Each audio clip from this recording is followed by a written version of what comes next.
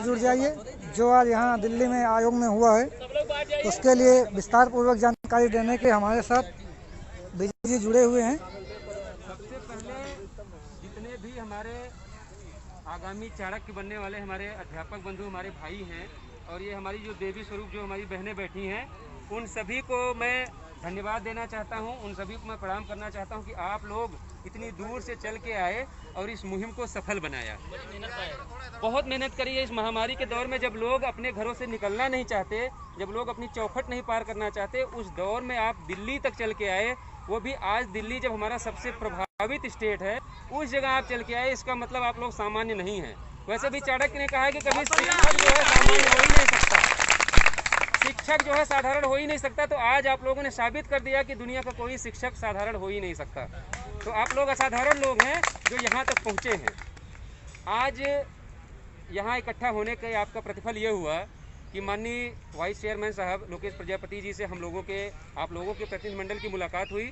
उन्होंने पूरे मामले को, चूँकि उन्हें पहले से जानकारी थी, उन्होंने दोबारा सुना और उन्होंने ये बात बोली कि जब आप लोगों का पहले से हमने प्रक्रिया पे स्टे दे रखा है, फिर आप इस महामारी में अपने अमूल्य जीवन को क्यों संकट में डाल रहे हैं। तो हमारी तरफ से ये कहा गया कि सर हमारी चिंता ये है कि जो हमारी सरकार बैठी हुई है उत्तर प्रदेश में, उसको सबसे बड़ी दुश्मनी हमारे इसी समाज से हो गई है, हमारे ओबीसी एससी एसटी समाज से हो गई है, जिनकी सीटें छीन कर वो अपने पसंद के लोगों को देना चाहती है। इसलिए हमारे लिए अब जीवन से बढ़ के हमारा समाज हो गया है, हमारा हक हमारा अधिकार हो गया है। इसलिए हम इस महामारी को टक्कर देते हुए दिल्ली आए हैं। तो उन्होंने कहा कि आपको परेशान होने की बिल्कुल भी ज़रूरत नहीं है। हमारे द्वारा ये अवगत कराया गया कि माननीय सुप्रीम कोर्ट में फैसला रिजर्व हो गया है, हो सकता है उसकी आड़ में ये भर्ती शुरू कर दें और आपके आदेश को किनारे रख दें। उन्होंने सुप्रीम कोर्ट नहीं, अगर और कोई इंस्टीट्यूट भारत में बचा हो जहां से वो राहत लेने की कोशिश करें, जब तक राहत नहीं ले पाएंगे, जब तक हमारे सामने बैठ के, और उसमें आप भी होंगे, जब तक हमको आपको संतुष्ट नहीं कर देंगे, तब तक वो भर्ती प्रक्रिया आगे नहीं बढ़ा सकते। एक बात जो मैं सभी लोगों से कहता था, मैंने आप लोगों ने देखा होगा कि मैंने सोशल मीडिया पे थोड़ी सी सक्रियता कम कर दी है। उसकी वजह यही थी कि अपने लोगों को समझाना बहुत टेढ़ी खीर है। क्यों जानते हैं? बेशक कोई हमें नाम दे कि हम पिछड़ा वर्ग के हैं, लेकिन हम उनके बाप हैं, उनके बाप हैं हम। जहाँ वो सोचना खत्म कर देते हैं, हम उसके बाद भी सोच के बैठते हैं और इतनी कुव्वत रखते हैं कि गलत होने पर अपने ही भाई बहनों को टारगेट कर सके, उनको टॉर्चर कर सके कि नहीं तुम हमारे सही काम करो। ये हमारे और उनमें फर्क अंतर है, ये अंतर है हमारे और उनके बीच में। तो ये बातें जब वहाँ बताई गई तो उन्होंने कहा कि आप लोग बिल्कुल भी परेशान मत हो। यही बात मैं भी आप लोगों के बीच में दोहरा रहा था कि हमको ऑलरेडी स्टे मिला हुआ है और न्यायालय हमारी कब सुनेगा उसका नहीं पता, लेकिन ये जो हमारे कल्याण के लिए जो एक संस्था बनाई गई है उसने स्टे दिया हुआ है और उसका स्टे तब तक नहीं हटेगा जब तक जो बिंदु हमने इनसे मांगे हैं कि किसका किस श्रेणी में चयन हुआ है, 27% रिजर्वेशन मिला है कि नहीं मिला है, एससी की सीटें किस हिसाब से भरी गई हैं, ओवरलैपिंग हुई है कि नहीं हुई है, जब तक ये सारे आंकड़े 69,000 चयनित शिक्षकों की चयन सूची जब तक वर्गवार यहाँ सरकार दे नहीं देगी, एक जो निर्धारित डेट होगी जिसमें हमारे लोग भी होंगे, हम लोग होंगे, आपके बीच के 5 लोग होंगे, सरकार के सारे अधिकारी होंगे, उनके सामने सवाल जवाब होगा। जैसे न्यायालय में सुनवाई होती है वैसे यहाँ अधिकरण में सुनवाई होगी। यहाँ से जो नतीजा निकलेगा, यदि हम लोग संतुष्ट होंगे, आयोग संतुष्ट होगा, तभी ये भर्ती प्रक्रिया आगे बढ़ेगी, नहीं तो किसी भी कीमत पे आगे नहीं बढ़ेगी, नहीं बढ़नी चाहिए जब तक हमको डाटा मिलेगा। माननीय उपाध्यक्ष जी ने एक बात और क्लियर की कि उत्तर प्रदेश में वर्तमान में 2 भर्ती प्रक्रिया पे हमने स्थगनादेश लगा रखा है, स्टे कर रखा है जी, सही करें आप। तो जब तक ये हमको संतुष्ट नहीं करेंगे, ये सुप्रीम कोर्ट से इस बेस पे भी ऑर्डर करवा लाएं, तब भी हमारा संस्था, हमारी अधिकार अलग है, हमारा अधिकार क्षेत्र अलग है, सुप्रीम कोर्ट हमारे निर्णय में हस्तक्षेप नहीं करेगा। अगर सरकार सुप्रीम कोर्ट भी जाएगी हमारे ऑर्डर के खिलाफ, तो सुप्रीम कोर्ट उनको दोबारा हमारे पास भेजेगा कि आप जाइए, पहले आयोग को संतुष्ट करिए, फिर यहाँ वापस आइए, तो वो नहीं सुनेगा इनकी। अब इतने जितने लोग भाई हैं, आप जो है उन हजारों की भीड़ से ऐसे सूरमा निकल के आए हैं, जैसे समुद्र मंथन के बाद पहले विष निकला था ना, तो आप लोग वो विष हैं जिन्होंने पूरे समाज का जहर अपने अंदर लिया है कि हमारे आने वाली पीढ़ियों को अमृत मिल सके। तो आप वो महादेव हैं, वो शिव हैं जिन्होंने इस विष को पीने का संकल्प लिया और यहाँ तक पहुँचे। तो ये आपका त्याग, आपका समर्पण व्यर्थ नहीं जाएगा। और एक बात मैं स्पष्ट कर देना चाहता हूं, कुछ लोगों को आपत्ति थी कि हाई कोर्ट में आपकी टीम ने 30 दिन में क्या किया है। मैं आप लोगों को बताना चाहता हूं कि जिस हाई कोर्ट के दम पे आप हमसे सवाल जवाब करते हो, उस हाई कोर्ट का जज कैसे वहां नियुक्त होता है, बेंच कैसे गठित होती है। मेरी आपसे विनती है कि एक बार गूगल जरूर करिएगा और सरकार की मक्कारियों को आप देखिएगा कि कैसे आपके 5-6 लोग कितनी जिल्लत झेल के, आपके भी बातों को सुन के, सरकार की धमकियों को सुन के, चयनितों की गालियां सुन के भी लड़ रहे हैं और लड़ेंगे। और जैसे आज यहाँ से राहत मिली है, हाई कोर्ट से भी आपको राहत मिलेगी, ये मैं आपके बीच दावे से कह रहा हूँ।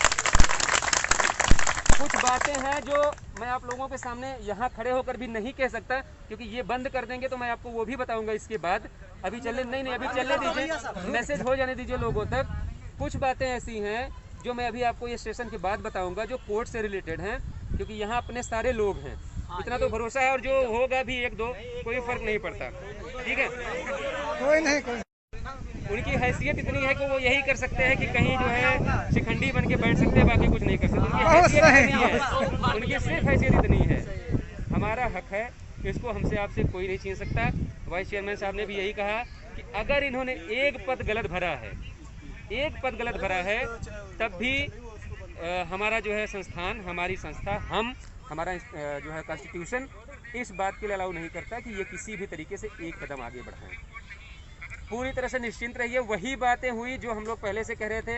आपके पास आयोग का एक स्टे है, जिसको ये न्यायालय में चैलेंज करने जाएंगे तो न्यायालय इनको दोबारा यहीं भेजेगा कि वो भी एक संस्थान है, आप वहाँ जाइए, पहले उनको संतुष्ट करिए, फिर आप हमारे पास आइए।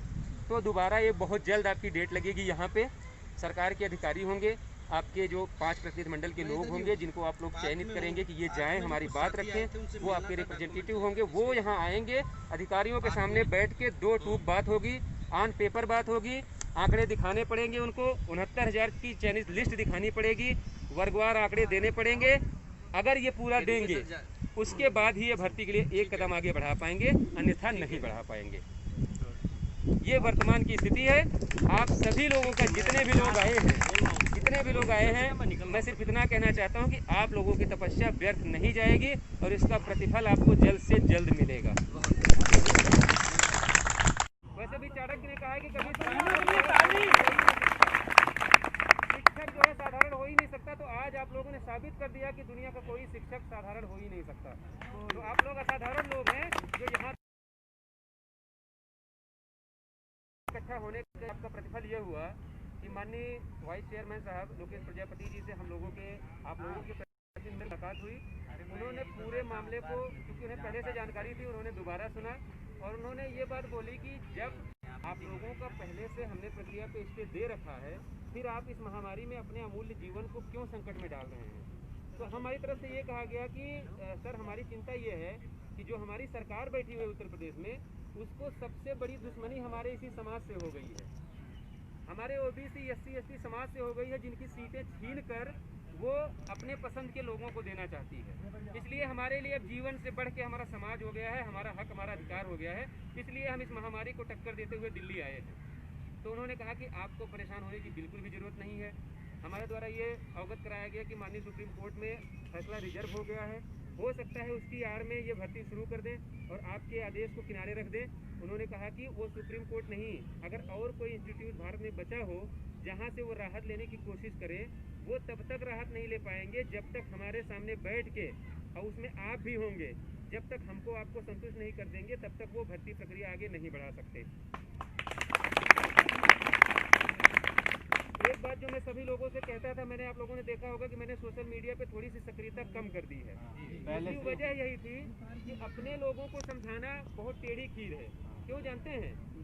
बेशक कोई हमें नाम दे कि हम पिछड़ा वर्ग के हैं, लेकिन हम उनके बाप हैं जी, उनके बाप हैं। जहाँ वो सोचना खत्म कर लेते हैं, हम उसके बाद भी सोच के बैठते हैं और इतनी कुव्वत रखते हैं कि गलत होने पर अपने ही भाई बहनों को टारगेट कर सके, उनको टॉर्चर कर सके कि नहीं तुम हमारे भाई हो, सही काम, उसका नहीं पता। लेकिन ये जो हमारे कल्याण के लिए जो एक संस्था बनाई गई है, उसने स्टे दिया हुआ है और उसका स्टे तब तक नहीं हटेगा जब तक जो बिंदु हमने इनसे मांगे हैं कि किसका किस श्रेणी में चयन हुआ है, 27% रिजर्वेशन मिला है कि नहीं मिला है, SC की सीटें किस हिसाब से भरी गई हैं, ओवरलैपिंग